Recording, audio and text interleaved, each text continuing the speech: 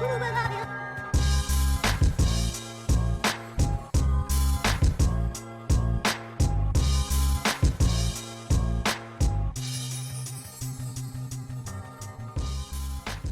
Entrepreneur Wrap episode 27, I'm David Brickley, always joined by Brett Regan. Got a special guest in the building, Nick Brune from EcoCaters.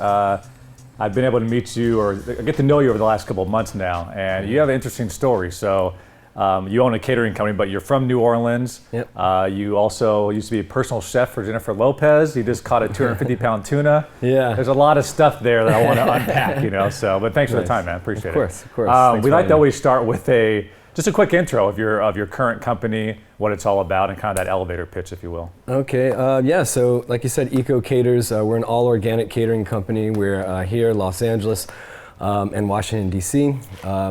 We've been focused on weddings for the last decade. We're kind of gearing ourselves more to focus on the corporate world these days and a lot more private events. So we cater events of all sizes. We do a lot of corporate lunches, all the way up to 500-person events for like EO coming up in a few weeks. So we're a full-service catering company. We have planning, we have coordination, everything but event design.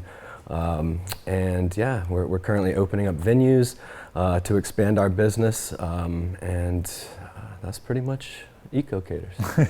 Yeah. And what was it about, your personal life that made you want to go towards the eco-friendly, organic side of catering? Well, I grew up, like you said, in Louisiana, and I've been a hunter and a fisherman my whole life.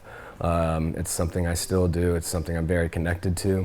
And growing up in Louisiana, it's very important to us. Mm-hmm. And, I kind of started to see some of these blooms come down the Mississippi River from farming from up north.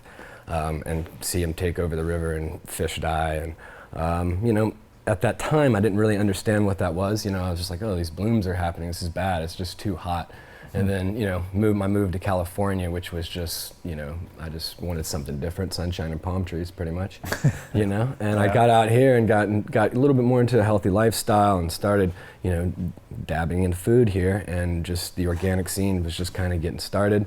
Met a great guy who kind of really walked me through what that meant, and for me it changed my life instantly. So once I got into the organic world and started digging more into that and the sustainable world, I just really wanted everything I did in my life and in my business to follow that. A lot of entrepreneurs kind of have that entrepreneurial hustle very early on, trying to sell baseball cards or a lemonade stand, but it sounds like for you had a passion obviously as a chef and cooking food, and it's kind of naturally gone into a business, or am I incorrect there? No, absolutely. I've always been a producer of events. My first little business I started was when I was 17 years old in high school, and we were at DJs, and nice. We did little high school proms and things like that, and so you've always got people together. You've been good at doing that. Exactly. Yeah. That's kind of always been my thing. My dad and I, throughout college, we did giant crawfish boils throughout the Southeast. So catering and just producing events. I used to throw raves and rock shows. I mean, I've done a little bit of everything, Very cool. in that world. And so was your father also a cook, a chef? Yeah, there's pretty much not a person in my family that can't cook. I mean, my brother, my grandparents, my dad, my mom, everybody. And was that professionally or more of just family culture? Through the house. I mean, my our culture, and again in the South, especially when I grew up, I mean, there was not going out to dinner. We went to the freezer for dinner, and there was fish. We'd fry whole fish, or cook some deer, cook some duck, or squirrel or whatever. Of course, we'd have your regular. How's squirrel, by the way? It's absolutely delicious. Depends how you cook it. I haven't eaten much squirrel recently, but back in the day. Not too hot out here in San Diego, squirrel. But. Yeah, exactly. It's I don't know, but Louisiana's just amazing for things like that. Yeah. So on the road to starting a company, I think it's always really fascinating for David and I to hear about what are some other jobs that led to you starting a company. For us, we met as bussers at a restaurant downtown, so really into the restaurant scene, and then from there a bunch of little odd jobs. But can you take us back some of the jobs that led you to where you are now and maybe got you the idea of really starting something for yourself? 100%. I mean, right off the bat, when I was in college, I made a very bad move. I was 3 years in at LSU in architecture school. And I just decided to up and leave and move to New Orleans and drop out, even though I was doing great and I had a scholarship. I left it and went straight to New Orleans and just started cooking. And New Orleans really changed everything for me. The Brennan family, Mr. B's Bistro, Commander's Palace, those guys, and Giacomo's, some legendary restaurants in New Orleans that once I really saw what cuisine was and what the back of house was and the intensity of it, I pretty much fell in love. And then I moved out here. I landed a big role, a head chef position. Don't know how I got it or why I got it. I was too young for it, but you know. It's like 23, right? Dove into it, yeah. And we were doing the Esquire magazine events with Kai's European Catering. And I mean, it's some of the top, you know, just amazing events. There's 5 of them a week, you know, from Barbra Streisand's birthday party to American Music Awards after party, whatever, you name it. It just, it blew my mind. And that's when I started to see what parties were out here rather than the parties we were throwing back home. I was amazed at the design and everything. And that's really kind of the shift that was like, okay, this is, catering is what I want to do. And so you dropped out of school when? So what, that's like 20? 20, yeah. So then from 20 to 23, or 20 to 22, it seemed like are you like a line cook in New Orleans restaurants? I'd been a line cook. I've been on a restaurant line since I was 14 years Gotcha. old. So even when you were in school, you were still doing something. My first job was frying tortilla chips, you know. So, and then I worked my way all the way up in that little Mexican restaurant and then started slanging burgers at 15. And so I had that experience already. I could work a line very well by the time I was 19. So you moved to LA or California like 22, 23, and right away, head chef. Got that head chef position, which how'd it come about? amazing. Like, how'd you even figure? Just you know that idea of you just kind of I just kept applying for that top level position while I was just working, and I had a little bit of a fib on my resume. I just came from a place called the Catering in Louisiana. But it had nothing to do with catering. Right. It was a bar that booked music 5 nights a week. Yeah. And so, but it was called the Catering, and my GM, I actually moved out here with him. So it was easy. Call this guy. Oh yeah, Nick's been working with us for 3 years. He's a great caterer. Yeah. A couple white lies. Yeah, it was in there. I did what I had to do, but yeah, I just kind of kept applying, and then I somehow landed it after the interview, and just. Were you pretty confident in your skills back then? Like, I may not be on paper ready to be a head chef, but trust me, when I get that position, I'm gonna be able to, chop it up with the best of them. Chef work to me, I was very ignorant and young, and chef work to me was something like, oh, I'm gonna see it once, I'm gonna be able to do it. And that does work for us to a certain extent, but I mean, hell, I could barely distinguish herbs back then, I'll be honest. I knew how to cook a lot of food, but I knew nothing about cuisine. Were you able to kind of fake it till you make it, or did you have some horror stories? Yeah. Well, and then I fake it till you make it, and then I was doing really good though. But when leaving that and getting into the personal chef world, that's like when I realized like, oh shit, like I actually don't know anything about this, and I can guide that's people. Brilliant. Yeah, I can guide people. I've always been a kind of that leader mentality. Yeah. But the actual technique wasn't there, so I just, in personal chef work, I was able to literally cook through just cookbook after cookbook after cookbook, and just self-teach myself how to cook. So when you're a head chef, I don't really know exactly what that entails. I'm assuming there's a lot more to that than simply cooking food. What are the responsibilities that comes with being a head chef? Well, that's one of the most interesting things, because the more and more you step up in the food world, the less and less you're actually dealing with food, which is interesting, but chef means chief, and it's very misunderstood in this country. Everyone who holds a knife is considered a chef here, and that's an embarrassment for a lot of people. But it is what it is. I mean, there's nothing that's really going to change that. So what's the, you said Barbra Streisand's birthday party, like what was the most memorable event that you catered? And was it back at that time or was it more recent? God, man, we've done some amazing stuff. We just did Stan Lee's birthday party with Jim Quick up at a beautiful house in Hollywood. That was a really amazing party.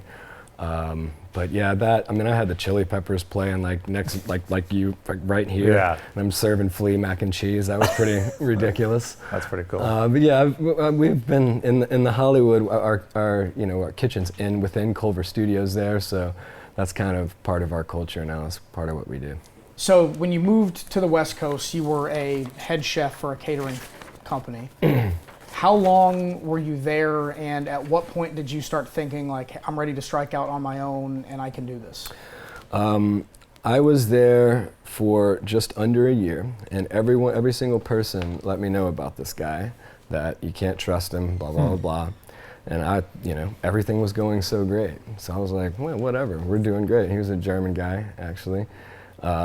And he was more into the design side, but they were exactly right, basically. I came into the kitchen one day and it was working, and I'm like, oh, why am I not here guiding this? And I walked in and there was just a new guy all of a sudden. Wow. He didn't even talk to me. So I got fired for the first time because I kind of went off on him, which I learned something there too. But I got fired for the first time in my life, and that's, to be honest, what really drove me to start a catering business, because I'm like, I'm gonna take over your business, bro, which was a joke to say to someone who's doing 10 million. And we hear that a lot with entrepreneurs. Like, you usually get inspiration by working for somebody and saying, if that dude can do it, then I can definitely do it. Like, we hear that over and over again. And again, he taught me a ton, and I respect him a ton, and we've run into each other a few times since. My kitchen is literally right down the street from his now. That's great. So, it was a great experience. It taught me a lot, and like you said, it was that like tipping point to just be like, well, I can do this. When you're working though for him, working those large events, you mentioned Red Hot Chili Peppers and Barbra Streisand. It seemed like that's where you were able to kind of rub elbows with some celebrities. And you were telling me a couple months ago how that led into personal chef work for celebrities, essentially. Absolutely. One of which being J-Lo, who we all know. But how'd that begin to? Well, again, I was cooking with another catering company at the time, and we did her New Year's Eve party, and she just pulled me aside and asked me if I'd like to come back and be her personal chef. And you got to talk to the person owner here. I can't, So she went and talked to the lady I was working for at the time, and she said absolutely. And why'd she pick up you specifically? Because you cooked the food for that event, or? Yeah, I cooked the food for that event, but at the time, that was when I was like extremely 100% focused and more on organics and sustainability, and that was like really like my forefront. And her father had cancer, David, and so I ended up, the main reason they were hiring me, I cooked 7 days a week there for them, but I was preparing her dad's food, and because he was living with her during this process, I was cooking her and Mark's food. So you fit that niche for them to try to find that organic, exactly. healthy. I'm doing raw, I'm doing all organic. We're putting together a beautiful diet, and he beat cancer, which was freaking amazing. That's incredible. And so from there, we just had this relationship, and I just became their personal chef. How long did that last? It was on and off, I would say, for 2 years. There would be like 6 months where I'd be just there all the time. Then they would go travel. They would go to New York or something, or wherever it may be. I traveled with them a little bit. I went to Aspen with them for New Year's and things like that. But when it came down to it, they wanted me, because her and Mark were actually about to go on tour.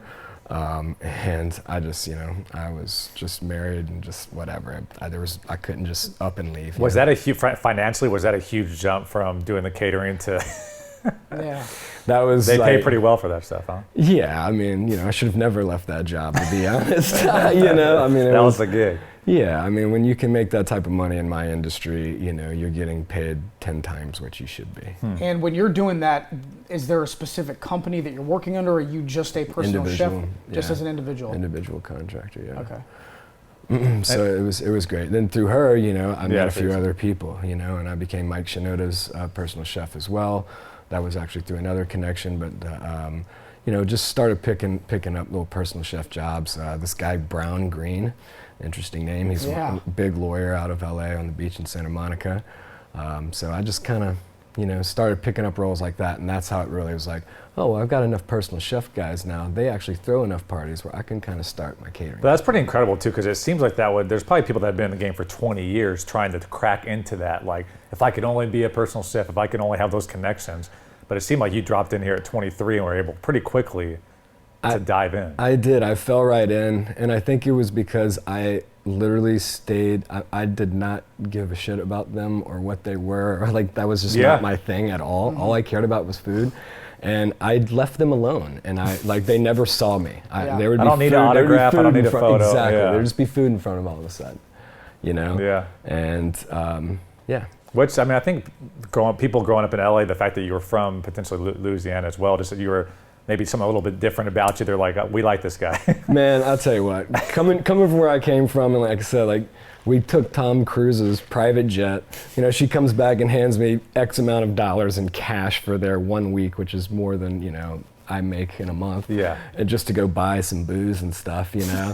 And I'm sitting on the back of this jet, just like flying into Aspen, like, what in the world? Like, how am I doing this right now? You know? And has it Just been shit mostly eating like referral based, or have you had to go out and shake hands and really hustle to get Well, clientele? you know, that's interesting you say that. That's where we have, you know, our business has changed a lot over the last few. So right off the bat, it was just Google, because we started our business in 2007. Okay. So there is no business, right? Yeah. Economic collapse, nobody's doing anything. Private doesn't exist, corporate world doesn't exist. Yeah. What do? I never wanted to do weddings, but the only thing that happens, people still get married, okay, during an economic collapse. No matter what, their wedding's going to be Well, they less say people drink expensive, beer, but- smoke cigarettes, and That's yeah, right. get married. and get married.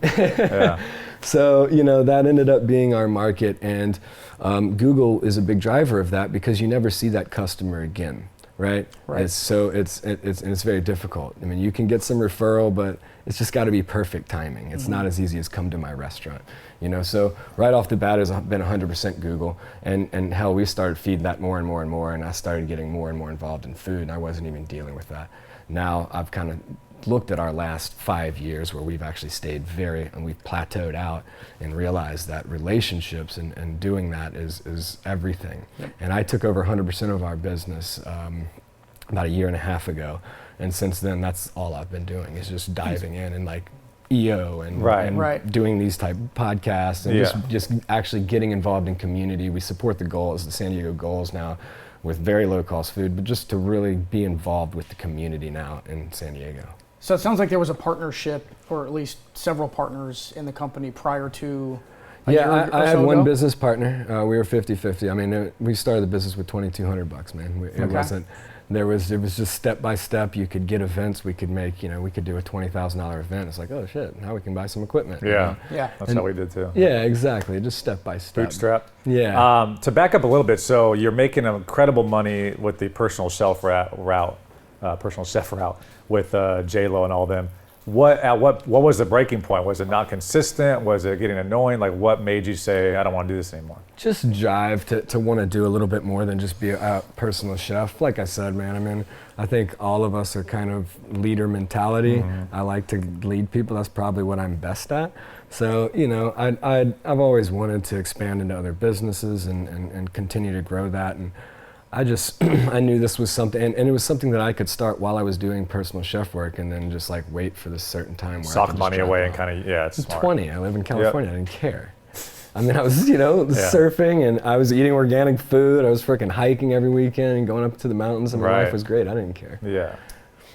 So can you talk a little bit about the sourcing of your foods? Because I know that's one of the greatest price increases for organic, but a lot of what people, you know, care about is where all the food comes from. 100%. Well, greatest thing about San Diego is we have the largest organic farming population of any county in the country. So it's really easy around here. From here to Santa Barbara, from here to San Francisco, basically. There's produce everywhere. So in LA, we have our direct farmers. You know, I mean, like when I started this business, I pretty much drove from Mexico all the way up just north of Santa Barbara, and just for about a week, and just stopped at farms, hung out with them, went through their entire processes, then started meeting them at going to the farmers markets and seeing what they were bringing out, and we just started developing more and more relationships with the, you know, the bigger farmers there. I mean, we've been working with Maggie's for a decade, and you know, Nate and those guys they grow the best frickin' lettuce on the planet. When you eat that frickin' arugula, it's just like, I'm sorry, you can't get this anywhere else. You know, and Gloria's with her tomatoes, and Jaime Farms, somebody's been around for forever. Down here is something that there's so many farms. I will say the farmers markets though are lacking here as far as supporting chefs to actually shop direct from the farm. I think that's something that is working. I'm actually trying to put in a farmer's market at my venue just specifically for chefs on Mondays. I think it's kind of lacking here, but we do, on the other hand, have Specialty Produce, who is tremendous at sourcing a lot of local food. They also pick up a lot of produce from the Wednesday Santa Monica Farmers Market in LA. So I can know exactly what I'm getting from them. But again, like I have a lot of, when I built our restaurant here, Local Habit, which is what brought me to San Diego 6 years ago, I was able to really start to support those farms and dive in and like start to get involved in San Diego. But like I said, it's for us, organic food, we have to shop direct from the farm because I love specialty to death, but if I buy organic food from them, my margins just, I have to go direct from the farm. And that's what really separates it. Because I really don't sell my food at a high price. I'm a mid-level catering company on a lot of levels. I mean, we do high-end all the way through, but I want the person who's going to have that classic $24,000 to $26,000 wedding, which is, average wedding in San Diego is 34 grand. But that $24,000 to $28,000 wedding, I want them to understand that we can do organic food for you, because the more organic food I'm serving, first off, it's better for our farmers. I'm supporting local farms, but the more people that start to do this, the better our value is going to be. Like, you can go to grocery stores now and see a green bell pepper organic actually be the same price or even cheaper sometimes than conventional. So it's because more and more of it's being grown. So you said you started the company with pretty much $2,600. How long did you guys do the classic entrepreneurial grind? And what was the first gig, and what kind of skyrocketed you to? Well, man, I would say, right again, we had nowhere to go but up. So we were just growing. It was like those 200% growth type for our first 3 years. It was just like boom, boom, boom. We're like, holy shit! Like, how do we keep up with all this? So pretty much day one, since you had connections, you were able to. Someone would say, hey, we got a wedding coming up, and right away were you able to get consistent work? Yeah, man. To be honest, when my business partner and I were doing tastings, and I didn't even have a kitchen at this time, we just had to rent kitchens for events. So they couldn't come to our kitchen and have a tasting like we can now. Interesting. We would literally go to them and set up a thing at their house and like do their tasting in their apartment for some people. Fine. And it would be like a little personal chef night for them, which maybe I should even do. That's pretty smart. Yeah. But we were selling. I think the first wedding we lost was in LA. Like, I'm telling you, it must have been a year and a half in. We sold everything. Everything we went and did, because we had a really great direct connection. We had a great value and, organic food. So it just kind of and then it was, my business partner he came from the mortgage business where he created an online mortgage company. What is it? One Easy Fee is what it was, or something like that. Okay. And so, and I knew nothing about that world. And so that's like, the food business is behind everything digital. Anything that happens on a computer or on your cell phone, we actually use it 5 to 10 years later. So, catering world especially, even more so than restaurants, like no one was really using Google back then. No one. So we were kind of revolutionary with that, but throwing organic on there. And now 10 years later, I have so much content of organic content. You pretty much type organic food anywhere in this country, and we're gonna. So you touched on pricing a little bit, and I think that's interesting. It sounds like you're actively trying to stay in the affordable range, where Absolutely. It sounds like you could probably charge a higher premium and still get it. Are you actively looking to stay there just to be able to work with more people? Yeah. Yes, 100%. And I do want to do some higher level stuff, but again, man, money just it just really does not. It's not my number one driver in this. This is like, the greatest thing about this catering company is we actually have a purpose. And when I started it, it was the first company that I had started that I was like, wow, this is like people wanted to come. I was getting calls left and right. Hey, can we come work for you? And I realized that we had started something that was a little bit more than just a business. And I think that's why we've been able to build with $2,200 in the two biggest freaking event cities in the world. So break it down logistically for me, because if you get a call and say, hey, I got potentially a huge 500-person wedding and we want to have you do it, how do you scale up? How does your employees work? And do you use mostly contractors when you need to scale up, or how does that work? Well, our lovely government has changed our laws so many times I don't even know what California. to do anymore. Well, it's Yeah. federal this time, where every person I hire is now considered an employee to them because I tell them what to wear when they come to an event. No matter if I hire them once a year. Yeah. So I don't know. The employment thing is a very interesting question, but I have, like, up in LA, my guy that runs that, he's been working, I mean, he's been with us now, I think, for 7 or 8 years. Or 7, yeah. And he was with me for the first 4. First chef I ever really taught how to cook.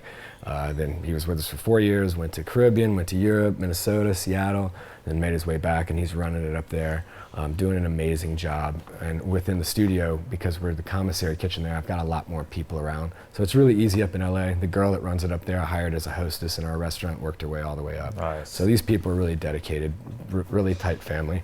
Down here, because we're a little bit slower than LA, it is a little bit more difficult. I do have to kind of reach out and just kind of, I know a ton of people in the industry here, thank God. So I pull in people that I know. I don't have to, go to, many times I don't have to go to like somebody and say, okay, I need some employment and get all these random cooks that are, Okay. they're just not as good as someone you can trust that's seen your business and see how it runs. But from the top down, like you said, it looks like you have a chef in LA, then you have the girl like kind of running the events from a coordinator perspective. But how many people do you have to have like daily on staff? So I have 9 full-time employees, and I would say on a day-to-day basis is probably anywhere from 12 to 14 people working. So that's the people that are actually walking around the event, like, giving hors d'oeuvres. Oh, well, no, I mean, I can serving. get into weekends where I'll have 65 people. Gotcha. Okay. That was my question, yeah. Yeah, so yeah. You're oh, able no, to scale absolutely. up pretty incredibly. And do Yeah, you like work with last other night I had vendors 9, to help out with that, like a staffing agency, or do you manage all of those relationships for No, temp? we again, just through time, we've built a list, and basically we shoot out like An email. an email, and it's first come. Now we do have our people that we obviously send that email to first, but if they can't do it, then it goes out to the masses, and it's first come, first serve. And it's the best pay in the industry. We pay $20 an hour on site. So, coming off a line where you're just getting destroyed all day and getting to go out into some beautiful house in Rancho Santa Fe or something, or on the beach, and get a nice ocean breeze and kind of take your time with catering, if getting paid more, it's, people very rarely turn it down. And so the restaurant, Local Habit, is that still operating? It is not. Okay. So we actually sold Local Habit 2 years in. And the guys who ended up taking it over turned it into a Mexican restaurant, which is still going, which I do not know the name of it, but I've heard it's pretty darn good. But yeah, Local Habit was an interesting thing because it moved me here, which I love it for that. And San Diego, I'll never leave San Diego, but it was just too much. I couldn't. You cannot be a real chef of a restaurant. When I was talking about that term earlier, you can't be a real chef of a restaurant plus run a catering business like I was trying to do. Okay. And I thought we were going to open Local Habit and I was going to stay in LA, and I was just going to come down and touch on it. We were going to hire a chef. It was going to be a pizza and sandwich joint. Well, that changed into me changing the menu every week, small plates, everything got pretty serious. And it was amazing for the first year. It really was. And I was dedicated, and we were like we were probably one of the only chef-driven restaurants in San Diego at that time that was just serving simple comfort food. And we also got in at the beer scene when there were only 35 breweries in San Diego. Yeah. And now there's 14,000. Yeah, exactly. And we only served California beer, only. So we got a lot of respect in that. And because we were chef-driven, like every Monday for industry night, I'd have tables full of sous chefs and cooks from all over the city, and that's how I got to meet everyone in this town. So I love Local Habit for that, but I just drove myself crazy. But you have some interesting thoughts on the restaurant industry as a whole, because as an outsider, especially in downtown, you see restaurants pop up and go out of business constantly, like in 6-month spans. So talk a little bit about the restaurant scene, not only in San Diego, but overall. It's so difficult to... it's a scary time to be in the restaurant scene. Yeah. Where wages are going, it's going to change the price of food dramatically. Service is going, it's going to be $30 for a hamburger if things continue the way they are. Just because of the minimum wage hikes for service? Yeah, if the people that actually pick our food start to make $15 an hour, things are going to get serious. It's a problem, yeah. Yeah. Not only that, but there is, it's so strange to me in San Diego. There's, 9 restaurants opening every week and 10 closing. And, if I was in that industry, I would kind of be happy because I would just wait on someone to build me a restaurant and fail and move in and just take it over at a lower rate. But you know, it's a very tough world. There's so many options, and the way that people dine these days and the opinions these days because of the new foodie that's been created, which is great for the food scene and, you know, also terrible for the back of house and service sometimes.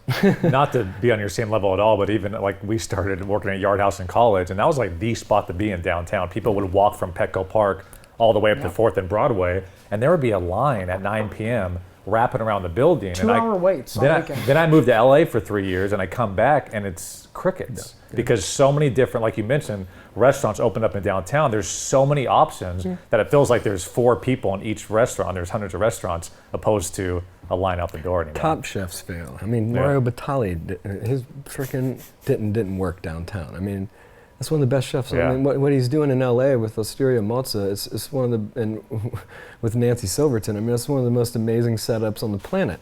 And he couldn't survive. Crazy. So is it a unique to San Diego restaurant industry San Diego's culture? restaurant industry and its culture is it's very different. There's people expect more wages here with less knowledge and less ability.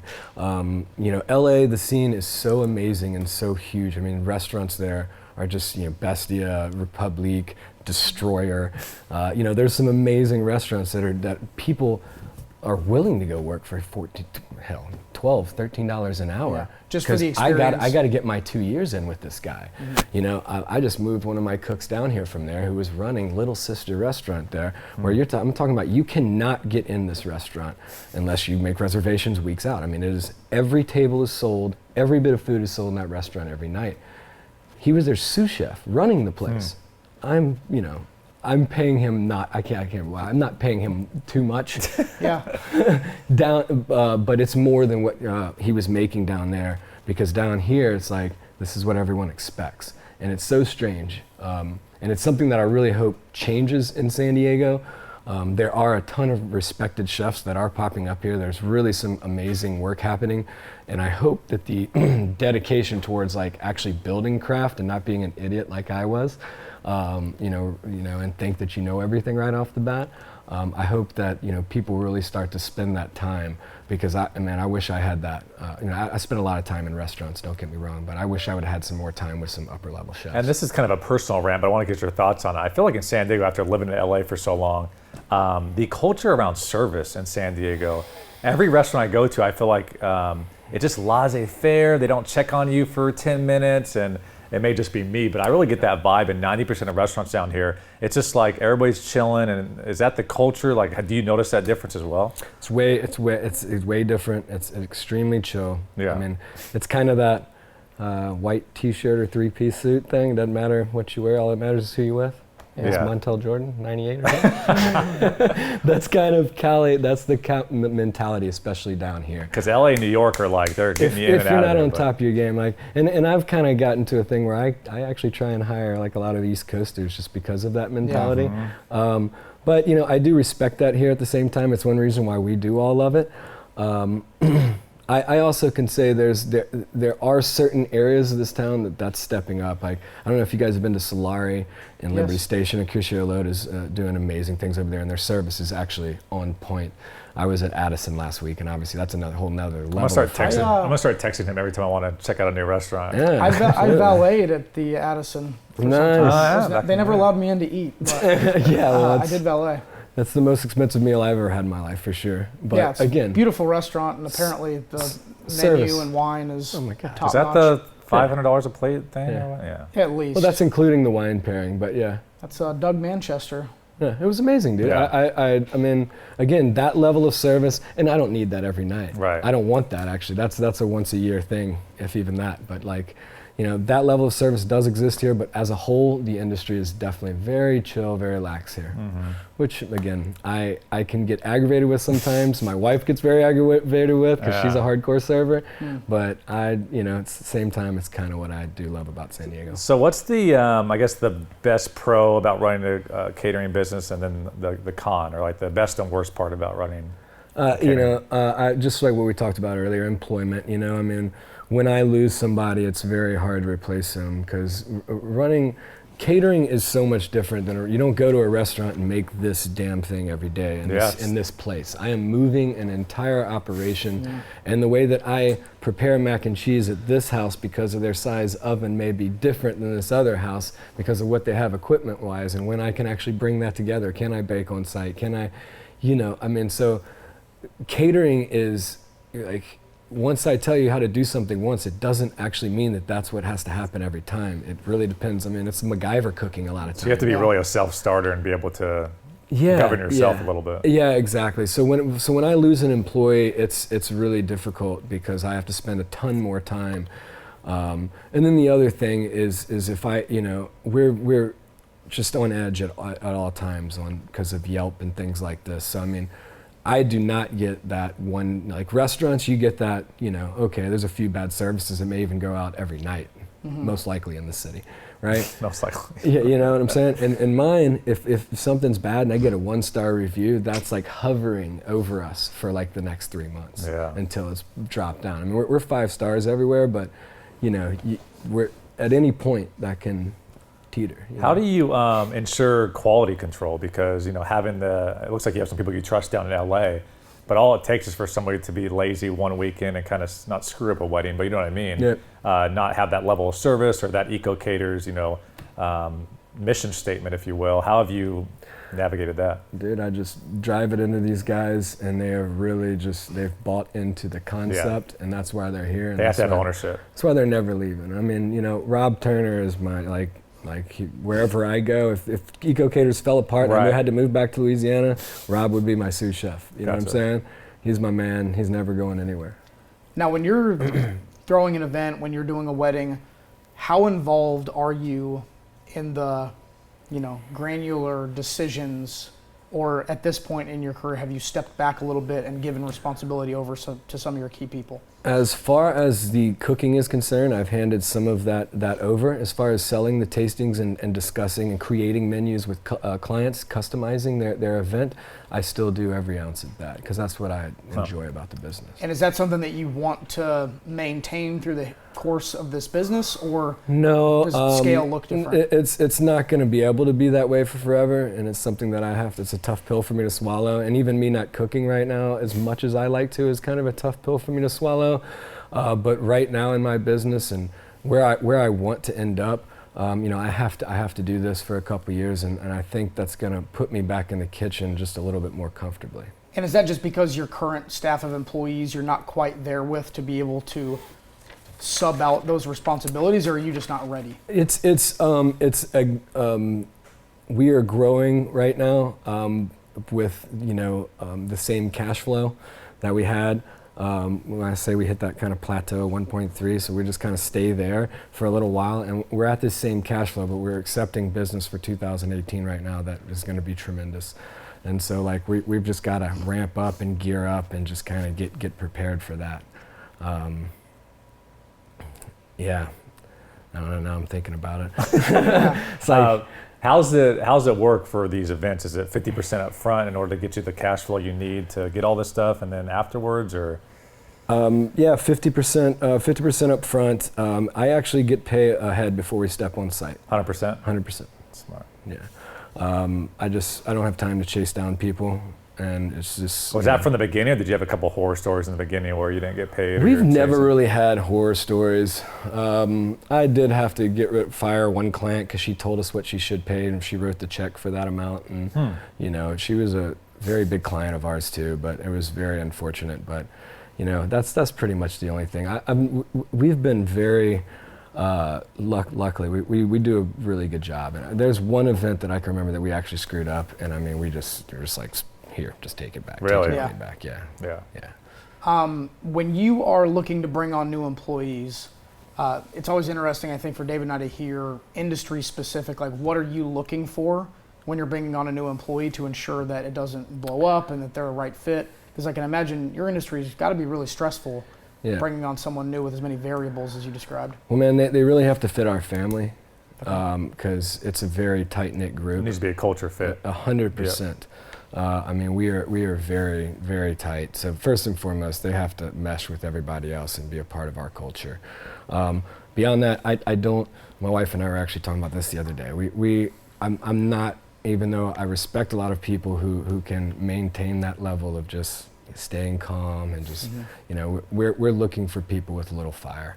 You know, and that's pretty much our goal. From there, I have to work with people. I have to train them on catering because of what it is. That's all there is to it. So as long as they can communicate well with us, understand that I speak really fast, and if you don't understand me, ask me the question again. Well, I'm working on it. But yeah, you know, I mean, just yeah, that's pretty much it. So when you hire a new employee, if you hire a new employee next week, would they pretty much be under you as an apprentice for a little bit of kind of onboarding, or? It all depends on where they're at. So my Right. next employee that I'm going to hire is going to be an event planner, and immediately a girl that's going to be managing a new venue for us in LA. So those aren't really in my realm. Okay, it's a little bit different. Right. My wife will, I will interview them, but my wife will do a lot of that interview process as well. Because again, it's just a whole different thing. And again, that's another thing, is how they get trained in that. And that's got to go through my wife. So that's interesting. So did your wife come in after the partner left, and how does it? No, 2 years into business. As soon as I could have a job for her, I did. Because she's one of those East Coast servers, got that, you know, she just demands. So what was her specialty, and what does she run now? She manages our entire front of house operation, all the planning and sales, all of that. She manages it. She is our planner for San Diego. She is, in the next few months, filtering her way out of EcoCaters though, and moving into selling of our venues. Very cool. But yeah, I mean, she's integral to, like, she's built our operations, you know, like planning an event. It's the funniest thing about all of our events is you talk about it, like catering food. That's happens for 2 hours. Right. There's an entire 8 months or a year of planning and finding vendors, bringing vendors, making sure the floral's right, making sure the cake's right, making sure the timeline is correct, making sure the bride's happy. Da da da da da. You know, I mean, it's just. It's not unlike our business when we're dealing with live events, because we may do a 1 hour show, but it is, you know, hundreds of hours of planning. Leading up to it, yeah. Exactly. Leading up to it, and then it is, and then it's gone. But in that 1 hour, if you make a mistake, all that other planning is meaningless. Yeah. Everything that exactly, 100%. So what was one of the most challenging times in your business, and how did you overcome it? Well, 100%. The most challenging was a year and a half ago. I just wasn't really paying much attention to the business side of things, doing and local habit and all these things. Kind of, I wasn't paying attention to EcoCaters. So I had like 3-4 years where EcoCaters was just kind of doing one of these, and I was trying to do some other things, and we were on the verge of going bankrupt, basically, you know. And I had to just bust my butt, you know. And for the last year and a half, I've been doing that. So my business partner started an amazing business called Boochcraft, and they're doing their thing. So he kind of, you know, I mean, he didn't really want to be involved with that, and because if something like that happened, you know, it could be some issues for him. So it was kind of risky for me, but. So did he take off essentially when EcoCaters is kind of going down a little bit in terms of growth? Pretty much, okay. We won't get into all that, but yes. And so I basically had to raise capital, and like instantly. And I mean, I was 2 days from taking a loan that was just going to probably destroy my business, you know? And for the first time in my life, I've never tried to raise money. And I made 3 phone calls actually, but the first one that I called, I set up a meeting with Todd Ferrari and talked with him the next day, pitched the whole thing, told him, you know, I'm at a fire sale right now. I'm offering a nice percentage of my business for a very low rate for what our brand is actually worth. We're a decade old, you know, in a few years, like we're in 3 of the largest markets on the planet for what we do, you know, and he saw the vision. And I raised we raised 120 grand, I guess, in a few weeks. That's awesome. Started flipping things around and got most of that paid back already. And we're like I said, these guys have been integral, and a new business partner has been integral in my move forward. So it was the most stressful, but it was Yeah. also the best move because I got more ownership in my business and business partners that are more vested in my business. Yeah, and I think when you're going through that, you're just kind of screaming to the world, like, why me? Like, this is so difficult. But then when you get on the other side of it, it's like, well, if this didn't happen, the alternative would have been terrible. And you want to Really. blame everybody Yeah. too. And, you know, I had a lot of that. And, you know, my business partner and I had a little falling out, but I mean, we're friends. We're good Yeah. friends. So, but you know, it definitely you're kind of pointing fingers. It's like, you know, this is your fault, man. I'm the chef. You know, it's like, when it boils down to it, you know, it's all me. So what was the main reason for the funding, just to kind of have the cash flow in the bank to be able to go from marketing And yeah, just to make sure I had employees paid. Yeah. I knew exactly what I had to do. It's what I hadn't been doing. And man, like I said, I haven't pursued money as much as I probably should throughout my later 20s. I was enjoying life. There is an amazing lifestyle in California if you're making 65 to 85 even, and you don't want to do much. Okay? Like, I mean, a good point. I mean, come on, dude. Yeah. I was like fishing 2 days a week. And I didn't care. Like, There's people bartending in Ocean Beach that have a Making lifestyle 70 grand, like yeah. somebody who's got 50 million because Exactly. they're Cash. I mean, dude. they're just, you know, a few nights at the bar and then they surf and hang out and go have lunch. I'm in the water every day, playing beach volleyball every weekend, climbing mountains. You know, life's freaking great. I have zero problems. I don't even whatever. I don't care. I had an apartment in Hermosa Beach. I was 4 stories up. I had views of Catalina Island all the way to Malibu, and I was 24 years old. I'm like, this is what I retire. I'm done. Yeah. I'm chilling here. Yeah. And that's all caught up, to me a little bit, especially with the birth of my daughter. I'm like, okay, well, now I don't have any money.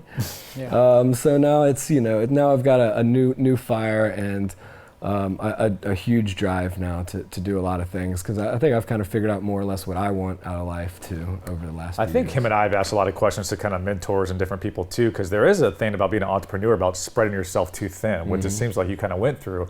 And we always want to go for those moonshot ideas, and there's always all these amazing opportunities. But what is that fine balance of making sure, for instance, EcoCaters is going good and it's on a trajectory upward, but you can still kind of focus on that passion project that may turn out to be something great. So have you kind of found that balance now of when you can take time to... Right now, I am just, cranking EcoCaters. 110%. 110% EcoCaters. Like I said, I've developed a lot of growth for us over the next few years, so I've got to put people into place. I've got a lot of work to do, and I'm actually excited about it. And I'm hoping next year I really kind of start that phase of kind of, hopefully can get people into place and start to think about my moves forward. But the greatest thing about it is really everything, all that I want to do in business can really tie into EcoCaters. And we want to open venues from here to Santa Barbara, out to DC, Phoenix, that all support my catering companies, and I can start to franchise this into individual cities.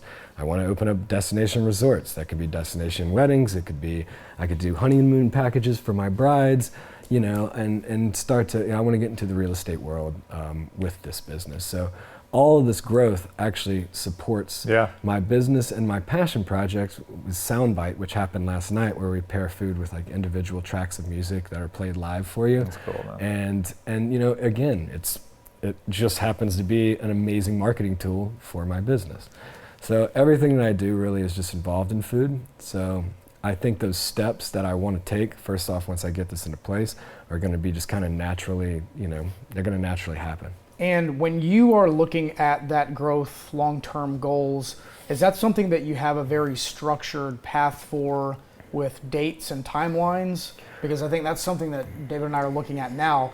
We talk constantly about the future of the company, but in terms of actually saying like step one, Like Q2 by this date with these 2018, goals, and then moving forward. And I think that's a struggle for a lot of people. I love that. And it's a beautiful thought, and like, yes, I can draw this out, and this is what I hope to. It literally it would never even be close. Yeah. I know. My opportunities come. Last month, we're trying to figure out what's going to be our next step in LA. All of a sudden, I closed the Soden House, which is a freaking house built by Frank Wright in the 20s. This is like going to double or triple my business in LA. I didn't have a clue about this house or that it even existed. And then, overnight things like that can happen. I'm about to move my entire kitchen in 4 months to downtown and have another venue. They say success is when preparation meets opportunity. There you go. Yeah, exactly. And Yeah. we're prepared. I can scale this. I mean, we can cater an event with our eyes closed at this point. Catering is not the issue at all. Yeah. It's just about selling. Yep. Yeah. I can cater an event of all types. So.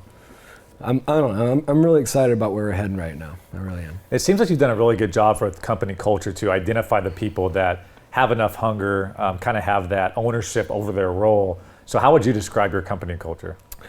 Well, I think there was a question on there. It was like 5 words or something like that. And I was thinking about that when I was driving here. And for me, it's pretty much you're in or you're out.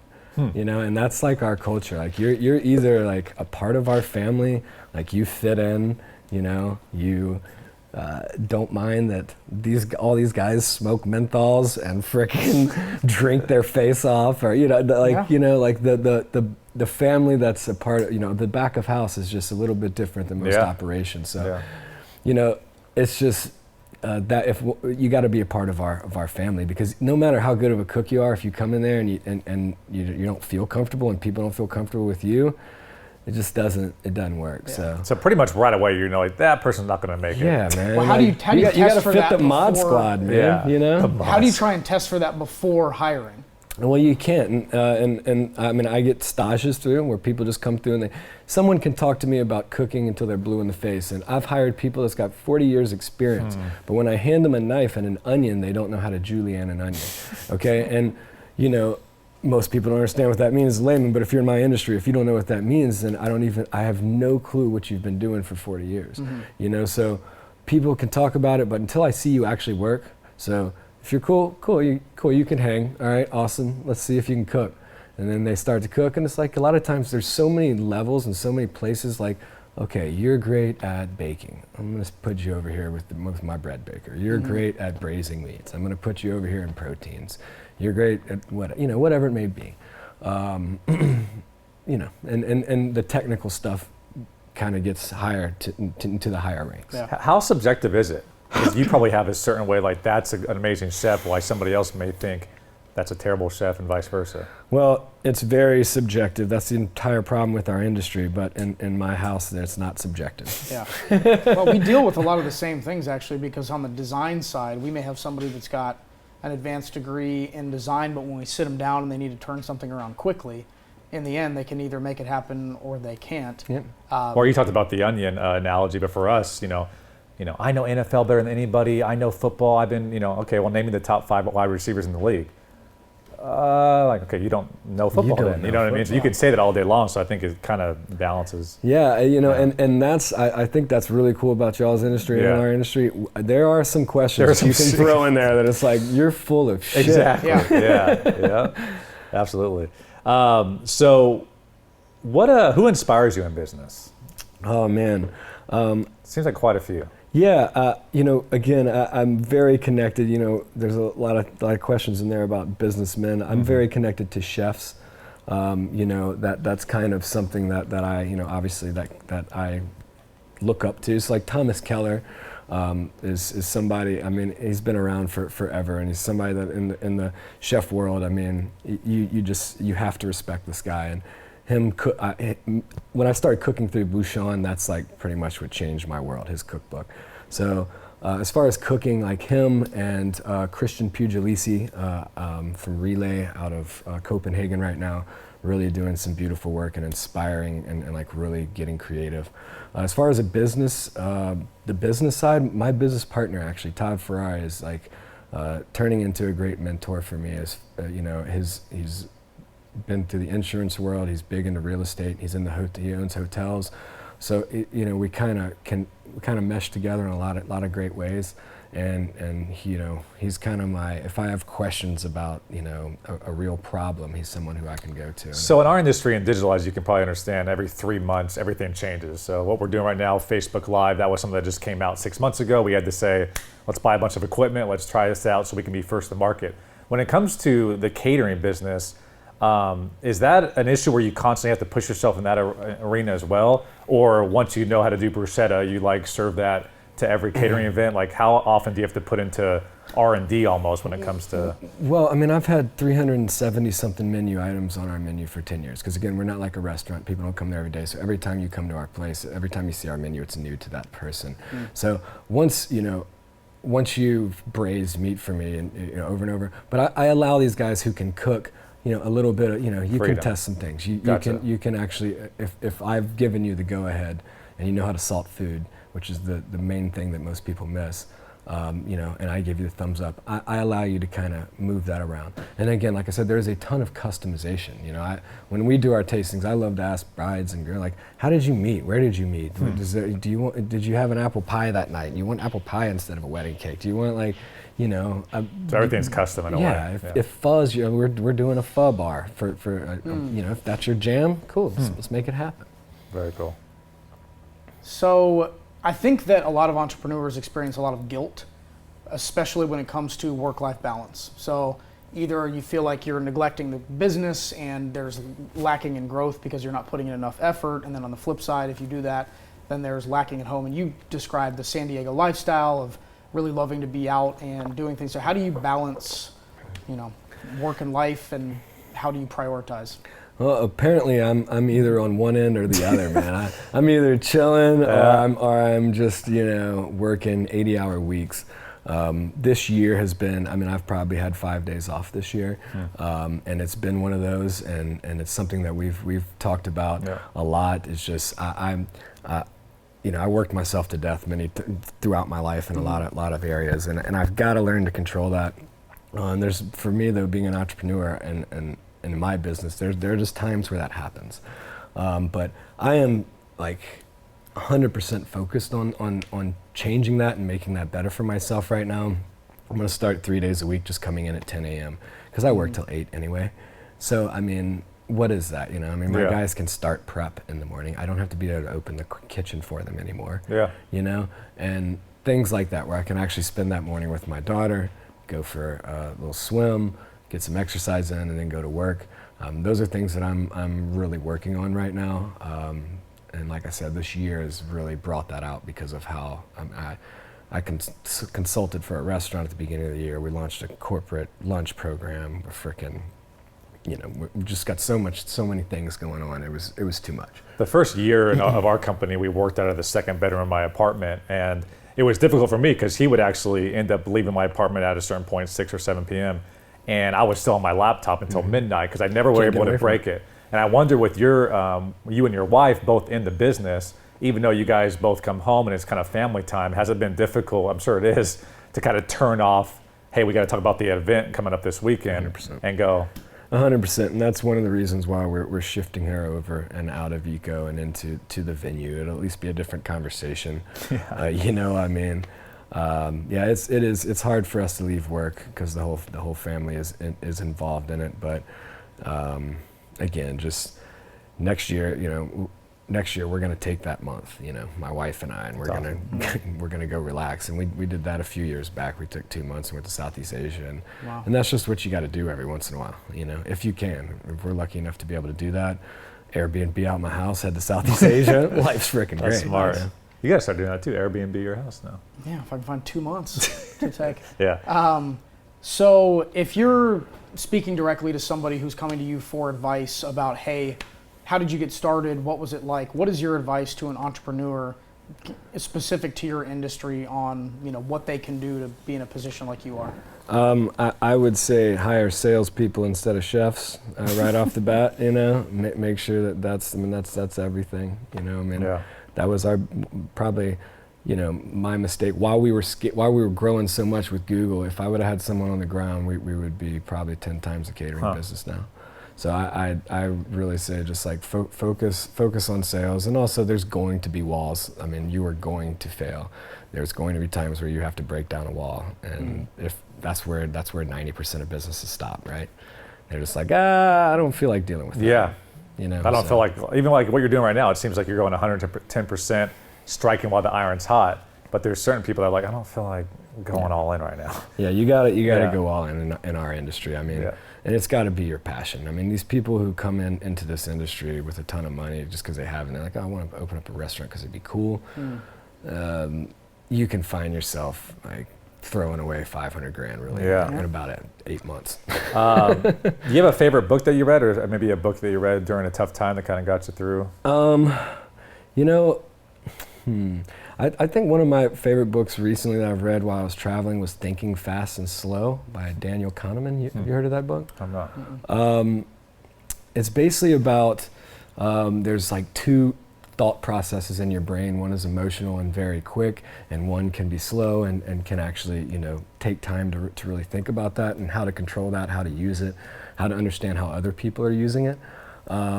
That's been a really interesting book for me, because that's something that myself being a very passionate chef and being used to throwing things and screaming at people, not really, but you know, being a little bit more intense in the kitchen, and now getting into these different types of meetings where if someone says something about me, I can't just like start sweating and tell them to go find themselves. You know what I'm saying? I've got to maintain, and I've got to, so that book's been great for me. Yeah, that's happened recently with us too. I feel like we've felt a certain way emotionally after a certain things happen, and then we've been forced to sleep on it because of being busy or what have you, and had a totally different outlook a week or two later, which I think helps a lot. 24 hours removed from like a difficult situation, outlook will be very different. 100%. So they tell you, you know, sleep on an email, don't send it, leave it in drafts, then go back the next day, reread it. And a lot of that's just we've been lucky that we didn't have the opportunity to have the conversation or the confrontation. And you know, 3 days later, it's like, not as big of a deal. Give it a chance. No, I get that 100%. Yeah, you should kind of check it out. What is the business tool, if you have one, that made you guys more efficient or kind of changed the game in a sense? Again, that was one of those things for me. I mean, my global chef knife and a really high heat fire. You know, fire and knives are what I deal with. But I mean, yeah, so that's a tough question for me. I mean, pretty much, you know, I mean, even the way that our system's arranged is a customized system that we've built over the last few years. So, I mean, Google. Between Google Drive and Google Docs, and like us being able to connect. Is it still you with like a pad of paper, like talking with the bride, or is there more like a digital system where select your preferences? Are you allergic to anything? Are those just like it's kind of old school? Or it's conversation. Yeah, it's definitely. You know, we send questionnaires that have every bit of all that on there, and nobody reads it, man. Interesting. They answer the first two questions, and then they get to like, what's your budget? And they're like, whatever, I'm not answering this. Yeah, it's really strange. They want that personal touch though when it comes to and events. that's that again. This weddings one. You're not going to do it again. It's the most money that you're going to spend on an event in your life, most likely. True. Okay. Now, some other individuals have corporations that can throw bigger events, but most of those people even spend more on their And you got the wife's parents helping with payment. You got everybody's kind of pulling together. So it's a big business essentially they're putting together for a day. 100%. I mean, again, the average wedding here is $34,000. So yeah, of course they want a personal touch. They want everything to be, you know, absolutely perfect. So what's the end goal? If you can look at yourself in 5-10 years, what's EcoCaters and what are you doing? I hope that my venues are expanding. I hope our management company that we started around that is expanding, and I hope I can get back into my restaurant that I want, which would kind of just be you don't order anything that's $250 a person, and I tell you what you can tell me your restrictions, and that's about it. And I'm going to cook for you, and I actually hope that could be on my own plot of land with a farm on it, and that type thing. That's a big time goal, but that's kind of where I hope to be for sure. Super random, but this guy caught a 250-pound tuna last week. I heard top of show. Amazing. Congratulations. Unbelievable. Yeah, it really was. What did you make out of it? Oh my God, tuna 1,000 ways. We had so much tuna that how you roll rice. When you're doing sushi, you make the rice and then you put tuna in the middle. I actually took a tuna loin and made it the rice out and then put a little bit of rice in it and rolled it. It was friggin'. I had so much tuna, man. What do? That might be a stupid question, but you freeze that right away, or how do you keep it? No, I try and avoid I did vacuum seal and freeze a little bit of it for sashimi. I canned a lot of it, which I'm bringing back to Jeff for hooking me up with the trip. I served a ton of it to customers, which I probably shouldn't be saying. That's fine. But I brought the tuna belly out to Wrench and Rodent up there. But the belly had to be That's 30, 40 pounds? It was huge. It looked like a stingray, and brought it up to him, and he hooked us up with my wife and I for our 10-year anniversary, a 12-course meal, and that was freaking amazing. So it went to good use. We ate the collars the other night. They were like freaking huge. That's amazing. Served like 10 people, a little party. So it was amazing. It was so much Cool, fun. man. Well, Nick, thanks so much for breaking down your business and sharing all the advice and your journey, man. We appreciate it. Cheers. Thanks. Thanks for having me. Yeah.